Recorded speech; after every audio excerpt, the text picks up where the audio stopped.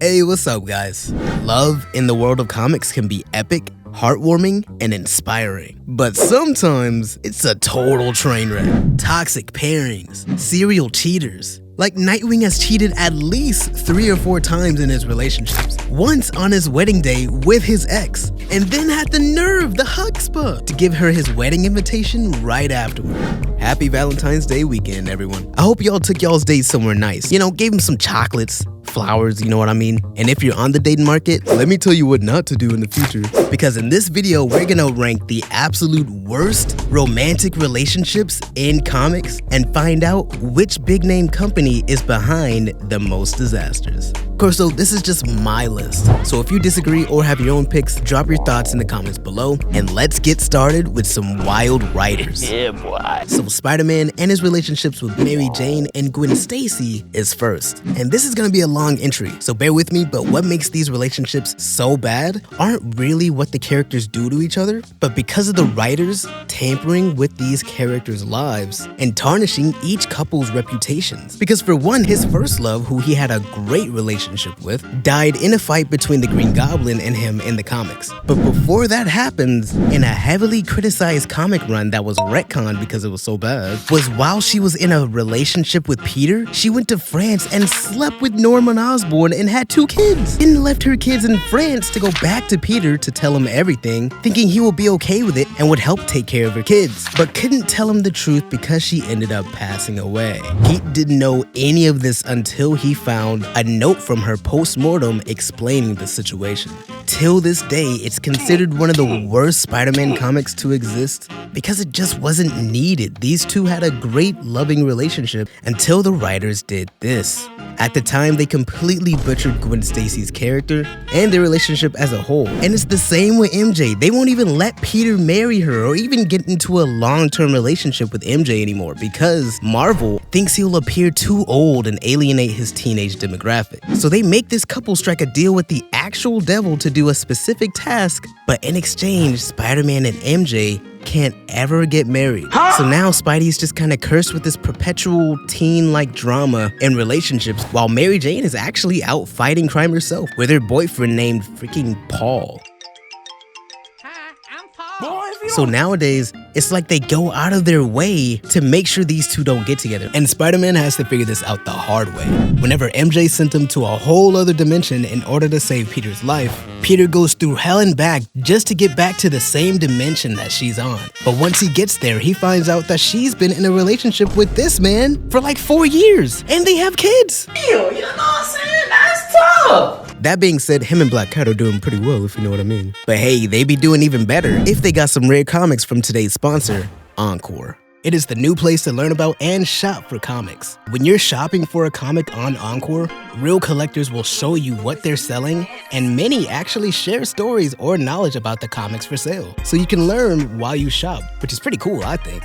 And it's not just comics. Really, almost any collectible you want, 9 times out of 10 is gonna be on this app. And one of the main reasons I like it is because it's like TikTok combined with an online auction. You get to watch a video of what they're selling before you buy it. Let me show you real quick. Auctions seem really popular on here. You just swipe to bid, or you can set your max bid, and the system bids up automatically. And make sure you save the auctions if you want to get notified when there's 5 minutes left. There's also a ton of fixed listings in the buy now section, but if you're looking to negotiate, you can also send an offer to the seller. And the other extremely important thing that just sold me on the app is that Encore takes its trust and safety seriously. All sellers are ID verified, and the Encore guarantee protects you if your item comes in not as described. I'm telling you, man, this is a great app, and I already got some stuff myself like this comic right here. Use my link down below to download the Encore app and check out some awesome giveaways that's going on over there right now. Alright, let's get back to the video. But hey guys, sit back because it's story time. Because Daredevil and Karen's relationship deserves a whole video, but of course we don't have the time for that. But okay, so Karen was hired as a secretary for our boy Matt Murdock, who started a law firm with his best friend Foggy. Foggy? No, Foggy. The moment they saw each other though, they instantly fell in love and started dating. Throughout the entire relationship though, this man Daredevil lied to her about his identity every step of the way in order to protect her. Not only did he make up the lie that he has a twin brother named Mike Murdock, and said that Mike is actually Daredevil after Spider-Man of all people exposed his secret identity to Karen and Foggy, who of course believes this bullcrap, but he also pretended to kill off his already fake brother and say he got replaced by another Daredevil that has Mike's teachings because he was tired of lying. But then afterwards, he faked his own death with an actual villain learns his secret identity. Also, that villain would have no power over him. He makes everyone he knows thinks he's dead for multiple comic issues, including the love of his life. And while this was happening, she finds her long-lost father, but it turns out that he's evil. But in the fight between him and Daredevil, he ended up sacrificing herself in order to save his daughter's life. Afterwards, Karen attended his father's funeral. And this is all important because with the best timing in the world, while grieving both the love of her life and her father, that's when Daredevil finally reveals that there is no second Daredevil, but it was me all along. It was me, Barry. I made them draw Lola Bunny with fewer sexual I've been Daredevil for all this time. There is no twin brother, and that I faked my own death. Can you imagine the emotional turmoil she's been going through, man? Like, without a doubt, the amount of trust and self-esteem issues that developed after this must be insanely high, and he did everything for her protection. They tried to keep dating, but eventually she just couldn't keep up the pressure that comes with dating a hero. So she quits being his secretary and his girlfriend, and moves away to become a famous actress. But this is where it gets sad though. She was unsuccessful in her efforts and turned to drugs and becomes an adult film actress instead. And the move that comic fans wanted to RKO her for was when she ended up selling Daredevil's secret identity to some random just to get a fix. Then this random ends up giving this information to Kingpin, and that led to so many other issues. They eventually find each other again though, and he helps her get to rehab and move past it all. But ultimately she ends up dying by Bullseye in a fight between Daredevil and him, and their story ends. One thing I will say is that these two love each other. There is no doubt about that. But come on, the lies. She went through so many emotional hoops that it could make Superman 64 jealous. All the bullcrap that he put her through in the relationship and the betrayal that he had to deal with, all while having a relationship within the workplace on top of that, is what gives them a spot on this list. But at the end of the day, it is not the worst because Daredevil only did those things out of her protection. But that's not the case for Hank Pym and Janet. These two are next, and they're the founding members of the Avengers in many comics. They're also always together in various mediums. In the comics, he battled with multiple mental disorders and had a myriad of stress on him due to the pressures of being a hero, the experiments he was working on, the guilt of creating the monster that is Ultron, constant experimentation on himself, you know, like when he shrinks and grows, and the use of different alter egos like Ant-Man, Giant Man, Goliath. It messed up his head a good amount. And then he dropped some vials in his lab. Gases came out of it and it gave him severe schizophrenia, which led to the creation of Yellow Jacket. He went further down the rabbit hole of madness and was so frustrated with everything in his life that he eventually took it out on his wife by verbally and physically abusing her. This moment right here permanently scarred his character, even though there's a lot to love about him. And he's one of the most interesting members of the Avengers. Still though, it was understandably looked at negatively by the fans at the time. And when it comes to Janet, no one deserves to be in a relationship with someone as unstable or volatile as him. But she was trying to help her partner through all this. But it's one thing to help your partner through it, but if they abuse or harm you in the process, then you need to help them from a distance. Which is why I'm glad it led to a divorce between the two. But they take eighth because even though there was love between them and he didn't mean to do what he did, the mental and emotional impact their relationship had on them, all the different levels of abuse, and the amount of hate it gets from the fans and how it permanently scarred his character is what got them here. But it's still not as bad as Batman and Talia al Ghul. And I used to like him in the animated series, but man, nah, she sucks. Before Talia became this evil, conniving woman that's low-key abusive towards him and their son Damian due to the influence of her grandfather, I'd say that she's the woman that understood Bruce's inner turmoil the most. Because they're both defined by their obsessive drive for what they believe to be justice. And their obsession is directly tied to their parents or family. At first, she was going against her evil grandfather. This is when Bruce started to fall for her, you know? But eventually she started being more violent and abusive, and often flip-flops between loving and hating Batman. And then she drugged and R-worded him, which is how Damian, their son, got into the picture. Now, since she's the mother of his child and he loves his son, she's just gonna be in their lives no matter how violent or unhinged she is, which is toxic.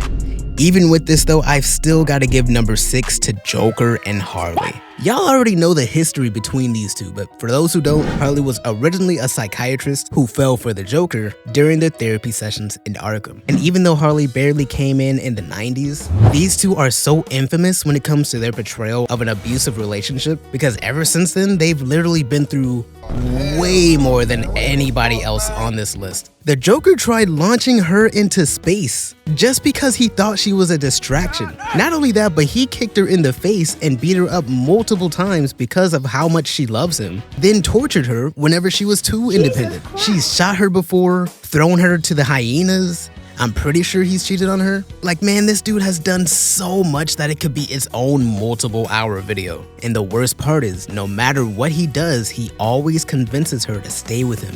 It's terrible. I've seen some people say that, oh, Harley is crazy for even letting this continuously happen in the first place. And I understand that, but at the same time, she just falls into the Joker's manipulation, and that's something the Joker is really good at. Without a doubt in my mind, this is the worst normal relationship in comics. But these next 5 are not normal. And I've got to give a disclaimer here because we're really about to go to the dark side of these companies, you know? Or at least when it comes to relationships. But yeah, number 5, we got Batman and Batgirl. And fans hate when these two are together. And now these two aren't really like that in the comics, or at least I don't think they are, but their relationship did get shoehorned in a movie that was supposed to be directly based off one of the best Batman comics in history, making these two get it on the rooftop when they didn't need to. Like, who read this comic and thought, you know what, I want to see these two get together, bro? Like, whoever did, they need to get fired. But the one thing to consider is that Batgirl isn't always an adoptive daughter like everyone else thinks. That's more like Cassandra Cain. Barbara, which is the most famous Batgirl, is more like a co-worker to Batman, you know what I mean? Still though, their age gap is astounding. She's the daughter of Commissioner Gordon, which is a good friend of his, and she's often depicted as the love of Nightwing's life, or at least one of them anyways. And that for me is what makes it wrong whenever something steamy happens between them, because this is just a betrayal on so many levels in Batman's part. And same with Barbara, she deserves some slack too, but it really just makes Batman look bad. And that is something I do not want. This is why they have this placement, because of the hate from the fans and the level of betrayal and degeneracy these relationships have. Speaking of degeneracy though, this is where things start to get creepy, because they introduced Arisia. The 80s were a wild time, man, and I'm sure things were cool back then, like they had a great style. But they also introduced a very creepy relationship that fans and critics alike were just flabbergasted as to why they would do such a thing. Because they introduced Arisia and Hal Jordan. Her and Hal Jordan met on their home planet when she was like 13 or 14, and she was infatuated with Hal. During their time together, they developed a sort of mentor-mentee relationship. In between that time though, she expresses her love. But he's like, no, bro, you're a teenager, man. So this girl ages her body up with the use of a power ring in order to be more desirable to Hal. But she still had the mind and maturity of a teenager. So with this information, what did Hal do? He was like, okay, he was cool with it. This is bad, bro. I don't care if she's an alien or not. She's literally a teenager on the inside and he was in his 30s. Why does he think that that's a good idea? Both fans and critics thought the same because they thought that he was either being manipulative or just playing grooming. And I'm not sure if it was either of those or not, but I just think he was stupid, really. Over time though, I think this was retconned, so I guess they learned their lesson with that. But then you get to our next couple, Deathstroke and Terra. And I'm specifically talking about them during the Judas Contract comic run in the 1980s. So the original run, I've never read this before until now because I was brought up on the OG Teen Titans show. I thought that was all there is with Terra, but boy was I wrong. These two also had a mentor-mentee relationship. And even though she was a teenager, I think like 15 or 16, and Deathstroke was 50, he knew that she liked him, like really liked him. So he used that to his advantage and did deplorable things with her. And they even became an item, while he used her as a tool to become a mole in the Teen Titans, so he can access their secrets and ultimately kill them. The Titans despised Slade for that. But then that's when they learned the true story. Turns out this plan to destroy the Titans was a mutual idea. And if it wasn't mutual, she was just very on board, more than she should be. Deathstroke was low-key scared of the girl, so he thought the only way he could control her was to go along with her as the actual advances. Then she went crazy once they finally trapped the Teen Titans because she felt betrayed by Slade. She thought they were partners, but she soon realized that that wasn't the case. So afterwards, she had a breakdown and pretty much killed herself. When I read this, I was so shocked because this was way more complex than I thought. But no matter what, this is without a doubt one of the worst relationships in comic history for obvious reasons. Like, I love Deathstroke, but man, you need to chill out, bro. Which, by the way, guys, I'm trying not to make jokes about this whole thing because, you know, this is actually some serious stuff. But okay, coming in at number 2, we got Quicksilver and Wanda. And do I even have to explain this? Just when you thought it couldn't get worse. And even though nothing was directly confirmed during the Ultimates comic run, everyone and their mama knew that these two were way too close. When characters like Wolverine saw these two touching and being way too affectionate to each other in a private setting. This was set in an alternate universe, one much darker than Earth 616, which is the one we all know and love. They're still siblings, and these two were both members of the Brotherhood of Evil, and then joined the Ultimates, which is this universe's Avengers. But when they did, they had Hawkeye, Captain America, everybody feeling uncomfortable while around them. Not only that, but Quicksilver got jealous and possessive the second he saw a man show any kind of interest in Wanda. Like, this is insane. I don't know what they were thinking. But yeah, no, this is without a doubt number 2. This is bad. Speaking of bad ideas though, let's get to the honorable mentions. And y'all know me, like always, no script. Let's get to it. First one we got is Cyclops, Jean Grey, and Wolverine. And I wanted to include these guys. This was gonna be, I think, number 8. But I was like, nah.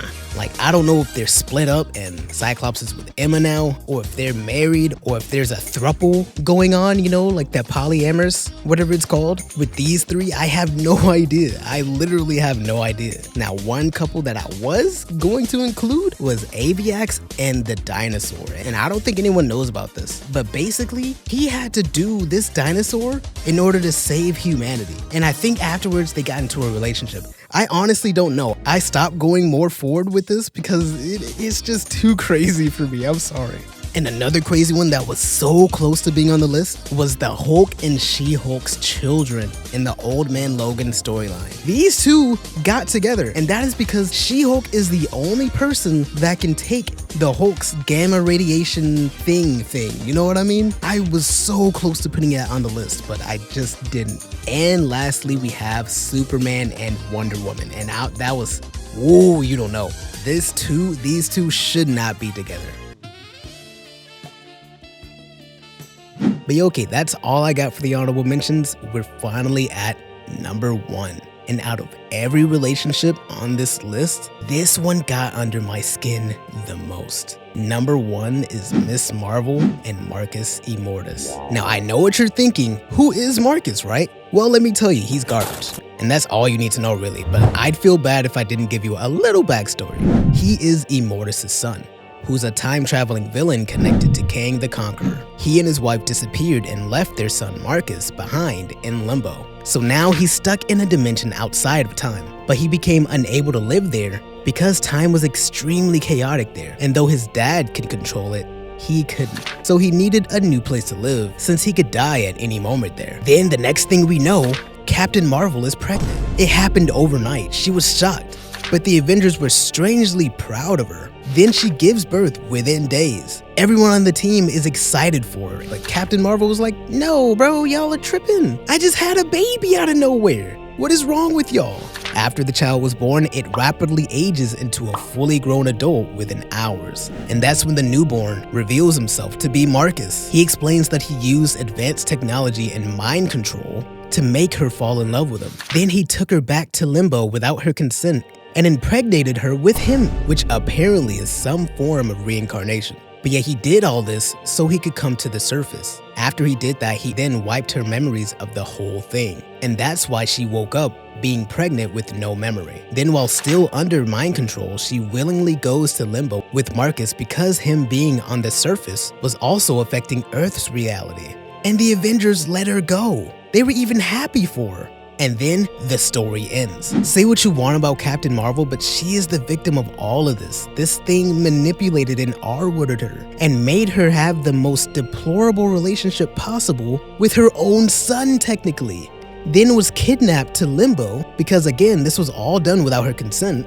And to make things worse, the Avengers did nothing about it. And unlike her, they weren't being mind controlled. They were just terrible teammates and friends. This story was later retconned, and she actually came back from Limbo after Marcus died, confronted the Avengers for letting all of this happen, and then quits the team because she felt betrayed.